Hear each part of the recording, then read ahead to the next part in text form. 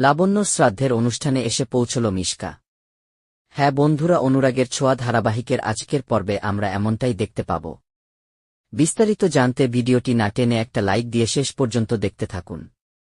দীপা সূর্যকে বলে, আপনি মরতে মরতে বেঁচে গিয়েছেন, আপনি কি মারাত্মক ভুল করেছেন। আপনি জানেন আমরা কি কেউ নেই আপনাদের মধ্যে, আপনি জানেন কুমার আমাদের দুর্বলতার সুযোগ নিয়েছে।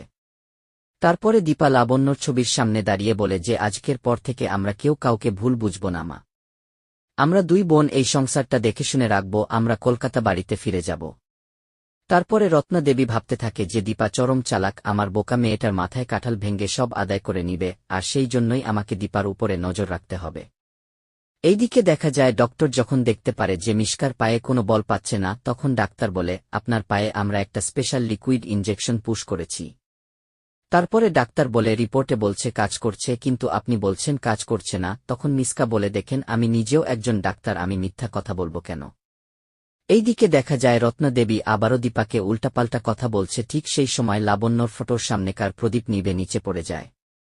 এরপরে দেখা যায় মিশকা হাসপাতালে বসে ভাবছে যে আমি হাসপাতালের চার দেয়ালের মধ্যে থেকেও তোর কথা ভাবছি সূর্য, আমার শাশুড়ি মায়ের শ্রাদ্ধ হচ্ছে, আর আমি সেখানে যাব না।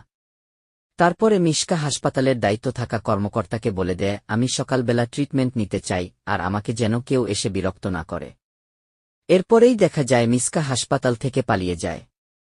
তারপরে বাড়িতে যখন অনুষ্ঠানের আয়োজন করা হচ্ছিল তখন কিছু লোক এসে লাইট লাগাতে থাকে। তারপর রূপা এসে বলে, আপনাদেরকে এখানে লাইট লাগাতে কে বলেছে।